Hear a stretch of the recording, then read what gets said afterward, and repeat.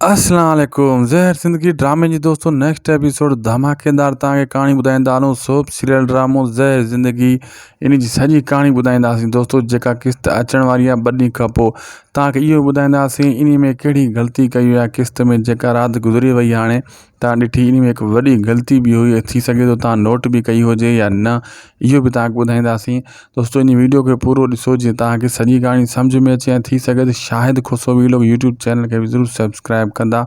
अगर Facebook page ते ॾिसी रहिया हो त इनखे फॉलो लाइक शेयर भी ज़रूर कंदा दोस्तों। तव्हांखे पहिरियों ग़लती ॿुधायूं, जेकी राति अॼु तव्हां किस्त ॾिठी इन में ॾिठो तव्हां शमू जे पलांद लाइ सभु माण्हू हाकिम खान मोकिलिया, ऐं शमू त मारिजी चुको आहे, लेकिन पंहिंजे पलांद लाइ शमू वरी उन्हनि सां गॾियो वञे पियो। यानी शमू जॾहिं मरी चुको आहे त वरी शमू ज़रूरु कीअं थी आयो, उहो बि वरी पंहिंजो पलांद वठण लाइ हाणे गॾु वियो मोहिब वारनि सां। तव्हां ॾिठो हूंदो हिते ड्रामो ख़तमु थी वियो। इहा बि हिकु वॾी ग़लती आहे दोस्तों। बहरहाल ड्रामे या ज़हर ज़िंदगी में अहिड़ियूं ग़लतियूं आम थींदियूं रहंदियूं आहिनि, ऐं तव्हांखे इहो ॿुधाईंदासीं नेक्स्ट एपिसोड में रॿनि जे मथां जॾहिं हमिलो करण जी कोशिशि कंदा, ऐं रॿनि उन टाइम घर में हूंदो, लेकिन उन खे क़ाबू करण जी कोशिशि पूरी कंदा, ऐं रॿनि खे पकिड़े छा हू कमाल खान जे साम्हूं वठी ईंदा ऐं हथकड़ियूं उन खे खणी ईंदा, या रॿनि उतां निकिरी वेंदो।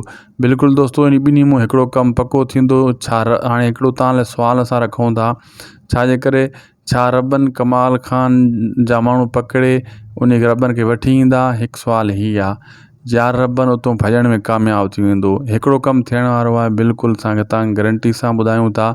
या रॿनि पकड़ियो वेंदो, या रॿनि भॼंदो। हाणे तव्हांजो ॾिसो दिमाग़ केतिरो तेज़ आहे, तव्हां छा था ॿुधायो जवाबु ॾिजो कमेंट बॉक्स में। ऐं तव्हांखे कहाणी ॿुधाईंदा हलूं त हाणे अनक़रीब ड्रामे जो अंत थींदो।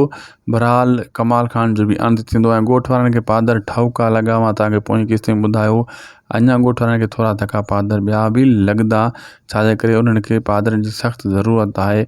ही पादरनि जे लाइक़ु आहिनि दोस्तों। हर वीडियो तव्हांखे अपडेट असां पहिरियां ॾींदा आहियूं। महिरबानी करे असांजे यूट्यूब चैनल खे ज़रूरु सब्सक्राइब कंदा।